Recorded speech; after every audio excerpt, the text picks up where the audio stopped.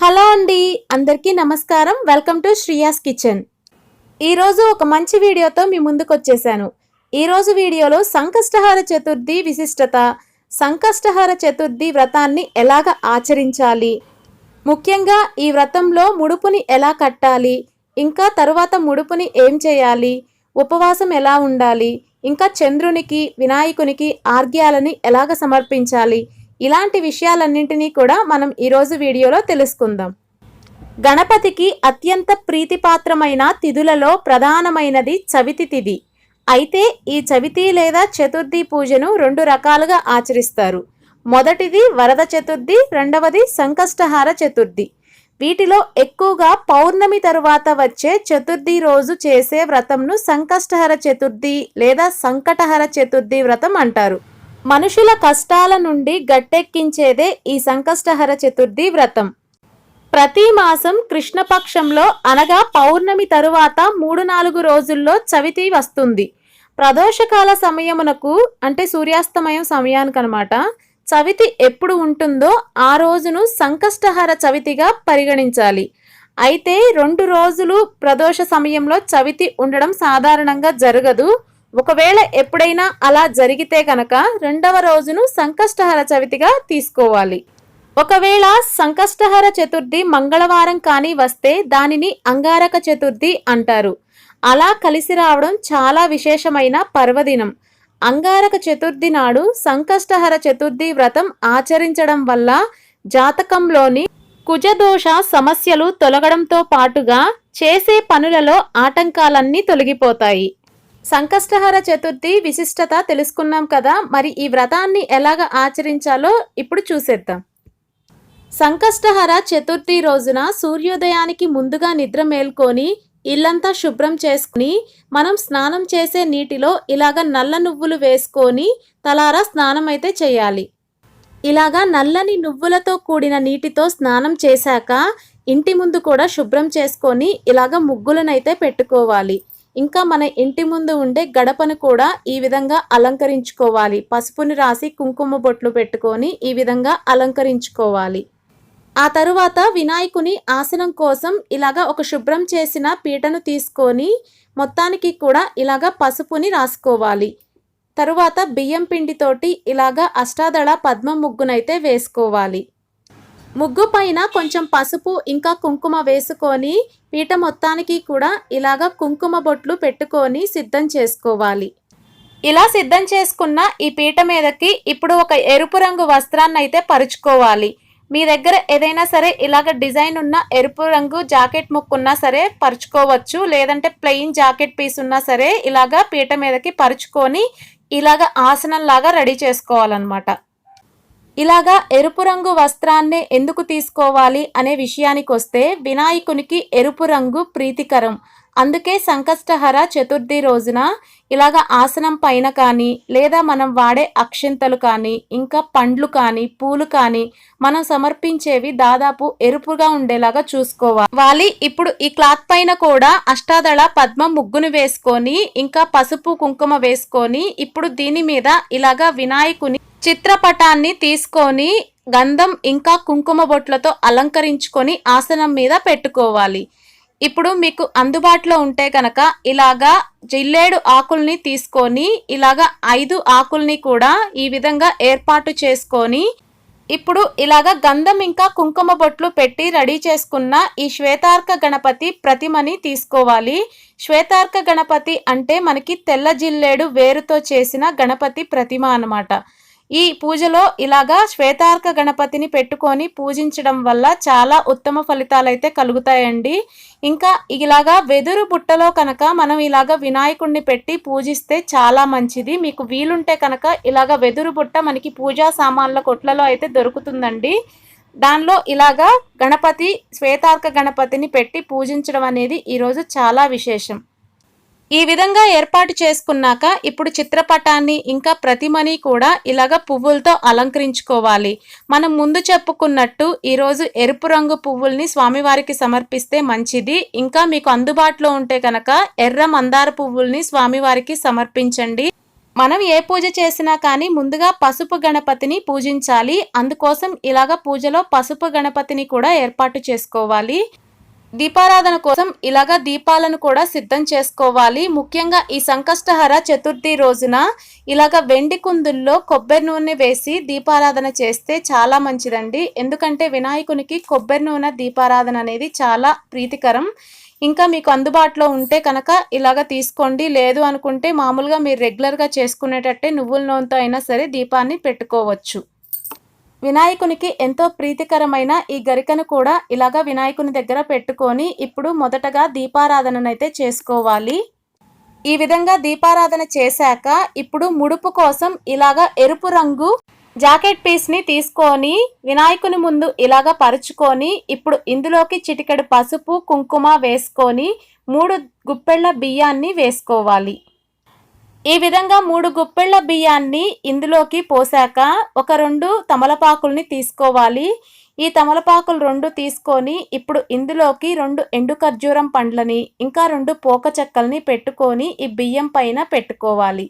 ఇప్పుడు వచ్చేసి ఇందులోకి 11 రూపాయలు కానీ లేదా 21 రూపాయి మీకు ఎంత తోస్తే అంత దక్షిణనైతే ఇందులోకి పెట్టుకొని మన మనసులో ఉన్న కోరికని స్వామివారికి చెప్పుకొని ముడుపుని మూటలాగా కట్టుకోవాలి. ఈ ముడుపు మూటని స్వామివారి దగ్గర ఉంచి 21 సార్లు ప్రదక్షిణ చేయాలి. ఈ విధంగా సంకష్టహర చతుర్థి రోజున స్వామివారికి మన మనసులో ఉన్న కోరికని చెప్పుకొని ముడుపును కట్టి ఈ వ్రతాన్ని ఆచరించడం వల్ల మన మనసులో ఉన్న కోరిక అనేది శీఘ్రంగా నెరవేరుతుంది.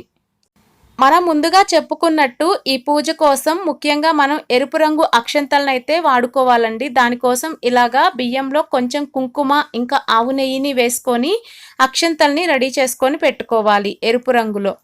ఈ సంకష్టహర చతుర్థి రోజున ఉదయం పూట క్లుప్తంగా పూజ చేసుకొని సాయంత్రం అయితే మనం మెయిన్గా పూజ అయితే చేసుకోవాల్సి ఉంటుంది. ఇప్పుడు ఉదయం పూట పూజ కోసం నేను ఇలాగా కలశపు చెంబుకి ఇలాగా గంధం ఇంకా కుంకుమ బొట్టు పెట్టుకొని రెడీ చేసుకున్నాను. ఇంకా అదే విధంగా మనం ఆచమనీయం చేసుకోవడానికి కూడా ఇలాగా పంచపాత్రను అయితే సిద్ధం చేసుకున్నాను. ఉదయం పూట పూజ కోసం ఇలాగా కొబ్బరికాయ ఇంకా అరటి పండ్లు ఇలాగ బెల్లాన్ని నైవేద్యంగా పెట్టొచ్చు. సాయంత్రం పూజకి అయితే మాత్రం మెయిన్గా నైవేద్యాలు తయారు చేయాల్సి ఉంటుంది. ఇప్పుడు కలశపు చెంబులో కొంచెం గంధం పసుపు కుంకుమ అక్షంతలు పువ్వుని వేసుకొని సిద్ధం చేసుకోవాలి. ఇంకా మనం ఆచమనీయం అయితే చేసుకోవాలండి పూజ మొదలు పెట్టే ముందు. ఇప్పుడు ఇక్కడ వీడియోలో చూపించిన విధంగా మొదటిగా మనమైతే కేశవాయ నమః మాధవాయ నమః నారాయణాయ నమః అని 3 సార్లు ఈ మన పంచపాత్రలో ఉన్న నీటిని తాగుతూ లాస్ట్కి గోవిందాయ నమః అని చేతిని కడుక్కొని ఇలాగా దీపారాధనకి నమస్కరించుకొని ఒక పువ్వుని కూడా అలంకరించుకొని దీపారాధనకి నమస్కారం అయితే చేసుకోవాలి. తరువాత కొంచెం అక్షంతల్ని తీసుకొని భూశుద్ధి మంత్రం చదువుకొని ఎడం పక్కకు వదిలేయాలి. ఇంకా ప్రాణాయామాన్ని కూడా చేసుకోవాలి. ఇలాగ ప్రాణాయామాన్ని పూర్తి చేశాక మళ్ళీ కొంచెం అక్షంతల్ని తీసుకొని సంకల్పం చెప్పుకొని స్వామివారి చెంత వదిలిపెట్టాలి. సంకల్పం చెప్పుకోవడం రానప్పుడు గోత్రనామాలు చెప్పుకున్నా సరిపోతుంది. ఇప్పుడు కలశపు చెంబు పైన ఇలాగ చేతిని ఉంచి కలశమంత్రం చదువుకొని గంగేచ యమునే చైవ గోదావరి సరస్వతి నర్మదే సింధు కావేరి జలేస్మిన్ సన్నిధం కురు అనుకుంటూ లోపల ఉన్న పుష్పంతో ఇలాగ నీటిని ఒకసారి తిప్పి ఈ నీటిని పూజా ద్రవ్యాలపైన మనపైన ఇంట్లో ఉన్న వ్యక్తులపైన చల్లుకోవాలి. ఇలా చల్లిన తర్వాత ముందుగా మనం పసుపు గణపతినైతే పూజించాలి. ఏ పూజ చేసినా ముందుగా పసుపు గణపతినైతే మనం పూజించాలి కదా. అందుకోసం ఇక్కడ మొదటిగా పసుపు గణపతికి షోడశోపచార పూజనైతే చేయాలి. ధ్యాయామి అంటూ ధ్యానాన్ని, ఆవాహయామి అంటూ అక్షంతల్ని, ఇంకా నవరత్న ఖచ్చిత సింహాసనం సమర్పయామి అంటూ పువ్వుని, ఇలాగా పాద్యం సమర్పయామి ఆర్ఘ్యం సమర్పయామి అని మన కలశపు చెంబులో ఉన్న నీటిని స్వామివారికి చూపించి మనం ఏర్పాటు చేసుకున్న పాత్రలోకి ఆ నీటిని వదలాలి. ఆ తరువాత స్వామివారికి ఇంకా అక్షంతల్ని గంధాన్ని పసుపుని కుంకుమని ఇంకా పువ్వుల్ని సమర్పించాలి. ఇంకా ధూపాన్ని ఇంకా దీపాన్ని కూడా చూపించాలి. తరువాత వచ్చేసి స్వామివారికి బెల్లం ముక్క నైవేద్యంగా సమర్పించాలి. ఇలా నైవేద్యాన్ని సమర్పించాక స్వామివారికి తాంబూలం సమర్పయామి అనుకుంటూ 2 తమలపాకుల్ని తీసుకొని తాంబూలాన్ని కూడా ఇవ్వాలి. ఇంకా తరువాత వచ్చేసి స్వామివారికి కర్పూర నీరాజనాన్ని సమర్పించాలి. కర్పూర నీరాజనం సమర్పించాక ఇలాగ కొంచెం అక్షంతల్ని తీసుకొని మంత్రపుష్పం సమర్పయామి అనుకుంటూ ఒక పుష్పం ఇంకా అక్షంతల్ని స్వామివారి చెంతన పెట్టాలి. ఆ తరువాత కొంచెం అక్షంతల్ని తీసుకొని క్షమామంత్రం చదువుకొని పూజలో ఏమన్నా పొరపాట్లు జరిగి ఉంటే క్షమించమని, ఇంకా ఈ వ్రతాన్ని ఏ ఆటంకాలు లేకుండా పూర్తి చేయగల శక్తిని ప్రసాదించమని కోరుకుంటూ స్వామివారి చెంత అక్షంతల్ని వదిలి ఇంకొంచెం స్వామివారి చెంత ఉన్న అక్షంతల్ని మనం తీసుకొని శిరస్సు మీద వేసుకోవాలి. ఇంతటితో మనకి పసుపు గణపతికి షోడశోపచార పూజ పూర్తవుతుంది. కానీ పసుపు గణపతిని అప్పుడైతే జరపకూడదండి. ఎందుకంటే సాయంత్రం పూట మళ్ళీ మనం పూజ చేసుకోవాలి కాబట్టి జరపకూడదు. అలాగే ఉంచేసి ఇప్పుడు మనం సంకష్టహర గణపతికి అంటే మనం ఏర్పాటు చేసి పెట్టుకున్న ఈ శ్వేతార్క గణపతికి పూజనైతే చేసుకోవాలి, షోడశోపచార పూజని. అందుకోసం ముందుగా ధ్యాయామి అనుకుంటూ ధ్యానాన్ని, ఇంకా ఆవాహయామి అనుకుంటూ అక్షంతల్ని, ఒక పువ్వుని, ఇంకా నవరత్న ఖచ్చిత సింహాసనం సమర్పయామి అనుకుంటూ పువ్వుని ఇంకా అక్షంతల్ని స్వామివారి చెంత వేసుకోవాలి. ఇంకా తరువాత స్వామివారికి పాద్యాన్ని ఇంకా ఆర్ఘ్యాన్ని అన్నిటినీ కూడా సమర్పించాలి. తర్వాత స్నానం అనంతరం ఇంకా వస్త్రం అనంతరం ఇంకా మనకి అక్షంతలు, గంధం, ఇంకా పసుపు, కుంకుమ, ఇంకా పూలని కూడా సమర్పించాలి. తరువాత ఇంకా స్వామివారికి ఈ విధంగా ధూపాన్ని ఇంకా దీపాన్ని రెండింటినీ కూడా చూపించాలి. ఇలాగా దీపాల తర్వాత స్వామివారికి శుద్ధ ఆచమనీయాన్ని సమర్పించాలి. వినాయకుని అష్టోత్తర శతనామావళి కూడా చదువుకుంటే మంచిది. మీకు వీలుంటే మార్నింగ్ టైంలో కూడా వినాయకుని అష్టోత్తర శతనామావళి చదువుకోండి. ఇంకా ఆ తరువాత ఇలాగ నైవేద్యాన్ని సమర్పించాలి. ఇప్పుడు వచ్చేసి ఇలాగ కొబ్బరికాయ, ఇంకా కదలీ ఫలాలు, బెల్లాన్ని కూడా నైవేద్యంగా సమర్పించిన తర్వాత తాంబూలం సమర్పయామి అనుకుంటూ 2 తమలపాకుల్ని స్వామివారి చెంతన ఉంచి తరువాత కలశపాత్రలో నీటిని చూపించి మన పాత్రలోకి వదలాలి. ఆ తరువాత కర్పూర నీరాజనాన్ని కూడా స్వామివారికి చూపించాలి. ఈ విధంగా కర్పూర నీరాజనాన్ని చూపించాక ఆ కర్పూర నీరాజనం చుట్టూ నీటిని మన కలశపాత్రలో ఉన్న నీటిని చుట్టూ తిప్పి ఇలాగా దానిపైన వేసుకొని అప్పుడు స్వామివారికి అద్దాలి. తరువాత మనం కూడా ఆ హారతిని కళ్ళకద్దుకోవాలి. తర్వాత శుద్ధ ఆచమనీయం సమర్పయామి అంటూ స్వామివారికి కలశపాత్రలోని నీటిని చూపించి మన పాత్రలోకి వదలాలి. తరువాత ఒక పువ్వు, కొంచెం అక్షంతల్ని తీసుకొని మంత్రపుష్పం సమర్పయామి అనుకుంటూ స్వామివారి పాదాల చెంత వదలాలి. తరువాత ఆత్మ ప్రదక్షిణ నమస్కారం సమర్పయామి అనుకుంటూ నమస్కారం చేసుకొని కొంచెం అక్షంతల్ని తీసుకొని క్షమామంత్రం చదువుకొని పూజలో ఏమైనా పొరపాట్లు చేసి ఉంటే క్షమించమని స్వామివారి పాదాల చెంత వేసుకోవాలి.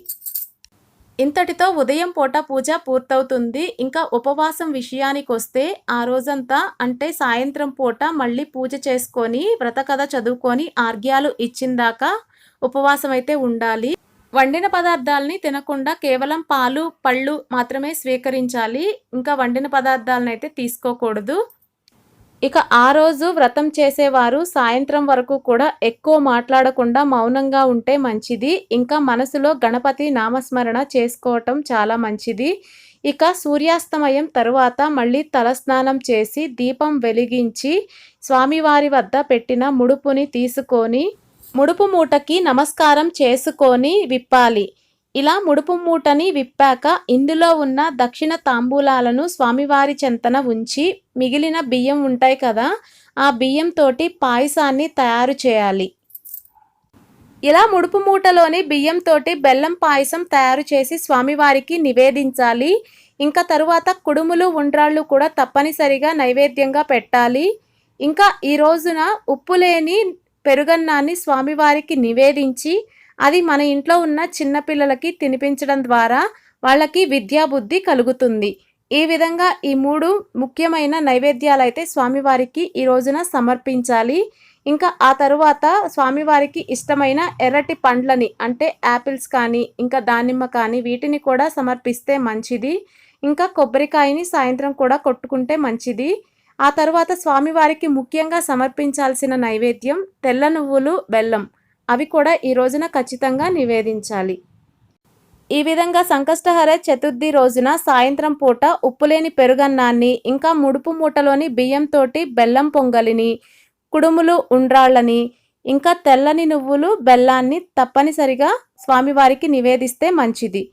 ఇంకా ఇప్పుడు సాయంత్రం పూట పూజనైతే మొదలు పెట్టుకోవాలి. ఈ విధంగా నైవేద్యాలన్నీ సిద్ధం చేసుకున్నాక ఇప్పుడు సాయంత్రం పూట పూజ కోసం స్వామివారిని మళ్ళీ ఇలాగా అలంకరించుకొని ఇప్పుడు మొదటిగా మళ్ళీ పసుపు గణపతినైతే పూజించుకోవాలి. కొంచెం పత్రిని కూడా సేకరించుకొని మన దగ్గర పెట్టుకోవాలి సాయంత్రం పూట పూజ కోసం. ఎందుకంటే ఏకవింశతి పత్ర పూజ ఉంటుంది. ఇక సాయంత్రం పూట పూజ కోసం కూడా గరికని ఇంకా రకరకాల పుష్పాలని ఇంకా అదేవిధంగా పత్రిని కూడా సిద్ధం చేసుకున్నాక మొదటిగా మనం ఆచమనీయం అయితే చేసుకోవాలి. ఉదయం ఎలాగైతే పూజ చేసుకున్నామో సాయంత్రం కూడా అదే విధంగా మొదటిగా ఆచమనీయం చేసుకొని ఆ తర్వాత కొంచెం అక్షింతల్ని తీసుకొని భూశుద్ధి మంత్రం చదువుకొని ఎడం పక్కకి వదిలేయాలి. ఆ తర్వాత ప్రాణాయామం చేసుకొని సంకల్పం చెప్పుకొని ఇలాగ అక్షింతలని స్వామివారి చెంతన వదలాలి. తరువాత స్వామివారిని ఆహ్వానిస్తున్నట్లు ఈ విధంగా ఘంటానాదాన్ని అయితే చేసుకోవాలి. ఇప్పుడొచ్చేసి స్వామివారి కోసం ఏర్పాటు చేసిన కలశ పాత్ర ఉంది కదా, అందులో కొంచెం పసుపు, కుంకుమ, గంధం ఇంకా అక్షంతలు, పువ్వుని వేసుకొని ఇలాగా చేతిని ఉంచి కలశ మంత్రాన్ని చదువుకొని ఇంకా ఒక పువ్వుతోటి గంగేచ యమునే చేవ గోదావరి సరస్వతి నర్మదే సింధు కావేరి జలేస్మిన్ సన్నిధం కురు అంటూ శ్లోకాన్ని చదువుకొని ఆ నీటిని అన్నిటి మీద అంటే పూజా ద్రవ్యాల మీద మన మీద చల్లుకోవాలి. ఇప్పుడొచ్చేసి పసుపు గణపతికి మొదటిగా పూజనైతే చేసుకోవాలి. ఉదయం పూట మనం ఏ విధంగా షోడశోపచార పూజనైతే చేసుకున్నామో అదేవిధంగా సాయంత్రం కూడా స్వామివారికి షోడశోపచార పూజనైతే చేసుకోవాలి. ధ్యాయామి అంటూ ధ్యానాన్ని, ఇంకా తరువాత ఆవాహయామి అంటూ ఆవాహనాన్ని, ఇంకా నవరత్న ఖచ్చిత సింహాసనాన్ని, పాద్యాన్ని, ఆర్ఘ్యాన్ని, ఇంకా తరువాత శుద్ధ ఆచమనీయం అంటూ నీటిని చూపించి కలశ పాత్రలో ఉన్న నీటిని మన పాత్రలోకి వదలాలి.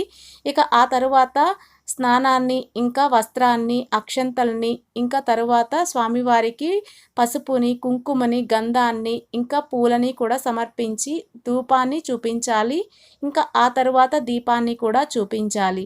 తరువాత ఒక బెల్లం ముక్కని నైవేద్యంగా అయితే స్వామివారికి సమర్పించాలి. ఈ విధంగా నైవేద్యం సమర్పించాక తాంబూలం సమర్పామి అనుకుంటూ మళ్ళీ 2 తమలపాకుల్ని స్వామివారి చెంతన ఉంచాలి. ఇక ఆ తరువాత స్వామివారికి కర్పూర నీరాజనాన్ని కూడా చూపించాలి. కర్పూర నీరాజనాన్ని చూపించాక మళ్ళీ అక్షంతలు, ఒక పువ్వు తీసుకొని మంత్రపుష్పం చదువుకొని స్వామివారి చెంతన వదలాలి. ఆ తరువాత ఆత్మ ప్రదక్షిణ నమస్కారం సమర్పయామి అనుకుంటూ నమస్కరించుకొని కొంచెం అక్షంతల్ని చేతిలోకి తీసుకొని క్షమామంత్రం చదువుకొని స్వామివారి పాదాల చెంత వేసుకోవాలి. ఇక ఆ తరువాత స్వామివారి పాదాల చెంత ఉన్న కొంచెం అక్షంతల్ని తీసుకొని మన శిరస్సు పైన చల్లుకోవాలి. ఇక పూజలో ఎటువంటి ఆటంకాలు రాకుండా కాపాడమని స్వామివారిని కోరుకుంటూ పూజలో ఏమైనా తప్పులు ఉంటే క్షమించమని కోరుకోవాలి. ఇక ఆ తర్వాత స్వామివారిని యథాస్థానం ప్రతిగచ్చతి అనుకుంటూ 3 సార్లు ఇలాగా ఉత్తరం వైపుకి జరపాలి. అలా జరిపిన తరువాత ఇప్పుడు మనం సంకష్టహార గణపతికైతే పూజనైతే చేసుకోవాలి. ఇప్పుడు షోడశోపచార పూజని సంకష్టహార గణపతికి చేసుకోవాలి. ఉదయం పూట మనం ఏ విధంగా అయితే షోడశోపచార పూజను చేసుకున్నామో సాయంత్రం పూట కూడా అదే విధంగా స్వామివారికి షోడశోపచార పూజనైతే చేసుకోవాలి. కాకపోతే సాయంత్రం పూట చేసుకునే పూజని క్లుప్తంగా కాకుండా కొంచెం వివరంగా చేసుకోవాలి. ఈ షోడశోపచార పూజలో ధ్యాయామి అనుకుంటూ ధ్యానాన్ని, ఇంకా ఆవాహనం అనుకుంటూ పుష్పాన్ని, ఇంకా తర్వాత నవరత్న ఖచ్చిత సింహాసనం సమర్పయామి అనుకుంటూ ఒక పువ్వుని స్వామివారి చెంతన ఉంచాలి. తరువాత పాదయోహ పాద్యం సమర్పయామి అనుకుంటూ ఇంకా స్వామివారికి కలశ పాత్రలో నీటిని చూపించి మన పాత్రలోకి వదలాలి. తర్వాత ఆర్ఘ్యాన్ని కూడా అదే విధంగా చూపించి మన పాత్రలోకి వదలాలి. తర్వాత శుద్ధ ఆచమనీయం, తర్వాత శుద్ధోదక స్నానం, ఇంకా తర్వాత శుద్ధ ఆచమనీయం సమర్పయామి అనుకుంటూ అదే విధంగా వదలాలి. ఇక ఆ తర్వాత స్వామివారికి వస్త్రాన్ని సమర్పించాలి. ఇంకా తర్వాత స్వామివారికి అక్షంతల్ని కూడా సమర్పించాలి.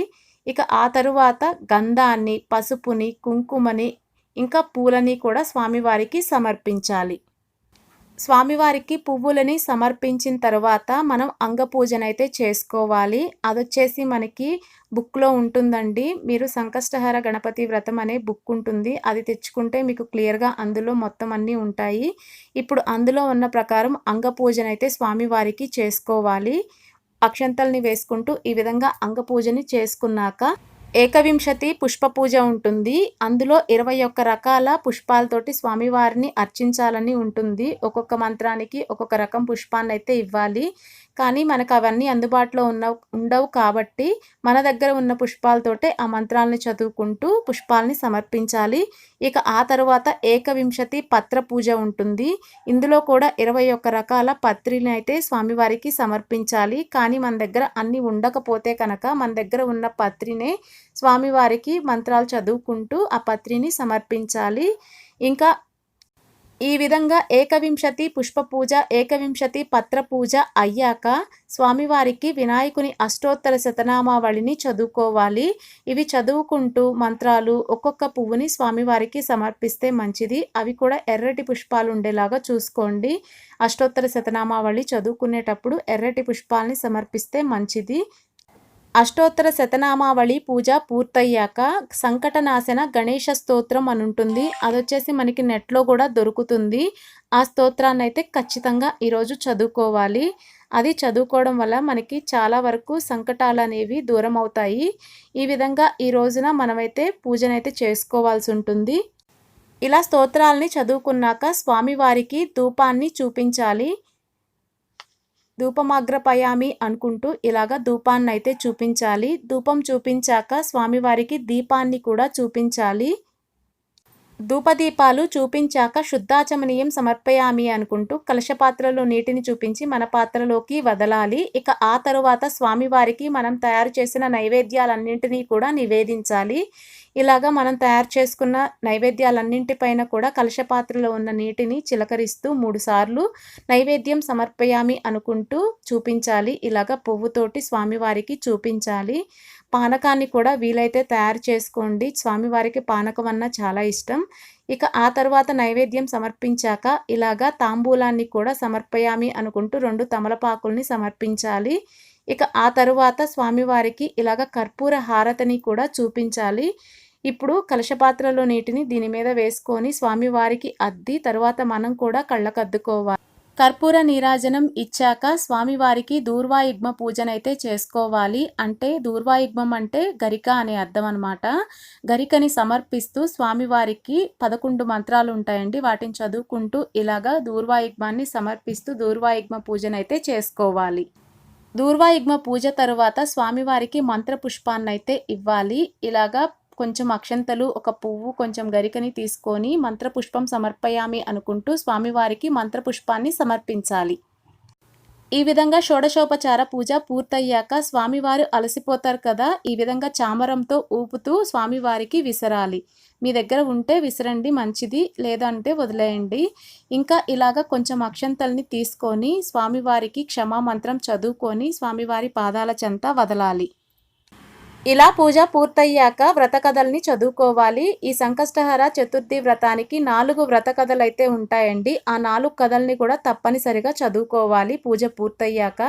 చదువుకోలేని వారు వినినా సరిపోతుంది. మీకు కావాలంటే నేను డిస్క్రిప్షన్లో ఆ కథలకు సంబంధించిన లింక్ కూడా ఇస్తాను, ఒకసారి చెక్ చేయండి. వ్రత కథలు చదువుకున్నాక స్వామివారికి ఇంకా చంద్రునికి ఆర్ఘ్యాలు ఇవ్వాలన్నమాట. అవి ఎలా ఇవ్వాలో ఇప్పుడు మనం చూద్దాము. గణపతికి సంబంధించి ఆర్ఘ్యాలు ఇవ్వటానికి 3 శ్లోకాలు ఉంటాయన్నమాట. అవి ఒక్కొక్కటి 4 సార్లు చదువుతూ 4 సార్లు కూడా ఇలాగ అక్షంతలు ఇంకా ఇలాగ ఒక ఎర్రటి పుష్పాన్ని తీసుకొని నీటిని ఇలాగా ఒక పాత్రలోకి వదలాలన్నమాట. నీటిని ఆ శ్లోకం చదువుకుంటూ ఇలాగా అక్షంతల్ని పువ్వుని వదలాలి. ఇలాగా 3 శ్లోకాలని కూడా ఒక్కొక్కటి 4 సార్లు అంటే 12 సార్లు మనం ఆర్ఘ్యాలను ఇవ్వాలన్నమాట. ఇలాగా విఘ్నేశ్వరునికి ఆర్ఘ్యం ఇచ్చిన తర్వాత అప్పుడు మనం చంద్రునికి కూడా ఆర్ఘ్యం ఇవ్వాలి. చంద్రునికి ఆర్ఘ్యం ఇచ్చేటప్పుడు ఆవు పాలు ఇంకా ఇలాగ బియ్యంతోటైతే ఆర్ఘ్యాలను ఇవ్వాలి. చంద్రుని ఆర్ఘ్యాలకి సంబంధించి 3 శ్లోకాలు ఉంటాయండి. ఆ 3 కూడా ఒక్కొక్కటి చదువుకుంటూ ఒక్కొక్కసారి ఆర్ఘ్యం ఇస్తే సరిపోతుంది ఆవు పాలు బియ్యంతోటి. ఇక ఈ ఆర్ఘ్యాలకు సంబంధించినవన్నీ కూడా మనకి అదే సంకష్టహర చతుర్థి వ్రతంలో బుక్లో అయితే ఉంటాయి. ఆ బుక్ని చూస్తూ ఫాలో అయితే సరిపోతుందండి. ఇక ఈ విధంగా ఆర్ఘ్యాలు ఇచ్చుకున్నాక చంద్రుడిని దర్శించుకొని నమస్కారం చేసుకున్నాక ఇక ఆ తర్వాత స్వామివారికి కూడా నమస్కారం చేసుకోవడంతో పూజ పూర్తయిపోతుంది. పూజ ముగిశాక తీర్థప్రసాదాలు మనం తీసుకొని అందరికీ తప్పనిసరిగా పంచిపెట్టాలి. ముఖ్యంగా ఈ వ్రతంలో ప్రసాద వితరణ అనేది తప్పనిసరి. ఇక వీలైతే ఒకరికి ఆ రోజు భోజనం కూడా పెడితే చాలా మంచిది. తీర్థప్రసాదాలు తీసుకున్నాక భోజనాన్నైతే చేయవచ్చండి. ఇంతటితో ఉపవాస దీక్ష పూర్తవుతుంది. వ్రతం చేసిన తర్వాత మరుసటి రోజు కనుక గణపతి హోమం చేయగలిగితే మరింత శ్రేష్టం. వీలైతే గణపతి హోమం కూడా చేయించుకోండి. ఈ విధంగా సంకష్టహార చతుర్థి వ్రతాన్ని చేసుకోవడం వలన రుణబాధలు, సంతానలేమి, గృహవసతి లేకపోవుట, దీర్ఘవ్యాధులు, విద్యాభ్యాసం సరిగ్గా సాగకుండుట, వలసినంత ధనం లేకుండుట, శత్రుపీడ, పనులలో ఆటంకాలు, అభివృద్ధి లేకపోవుట, పాడి పంటలు సరిగ్గా పండకపోవుట, వివాహం కాకపోవుట, దంపతుల మధ్య సయోధ్య లేకపోవుట, చేయని తప్పుకి రాజదండన అనుభవించుట, ఇలాంటి ఎన్నో కష్టాల నుండి కూడా ఈ వ్రతం మనల్ని గట్టెక్కిస్తుందండి. సో మీరు కూడా వీలైతే తప్పనిసరిగా ఈ వ్రతాన్ని చేసుకోవటానికి ప్రయత్నించండి. ఆ గణనాథుని కృపా కటాక్షాలు ఎల్లప్పుడూ మన అందరి మీద ఉండాలని మనస్ఫూర్తిగా కోరుకుంటున్నాను. ఇంతటితో ఈ వీడియో ముగిస్తున్నాను. ఈ వీడియో కానీ మీకు నచ్చినట్టయితే లైక్ చేయండి, షేర్ చేయండి. ఇంకా మన ఛానల్ని ఫస్ట్ టైం చూస్తుంటే కనుక సబ్స్క్రైబ్ చేసుకోవడం మాత్రం మర్చిపోకండి. మరో మంచి వీడియోతో మీ ముందుంటాను. బాయ్.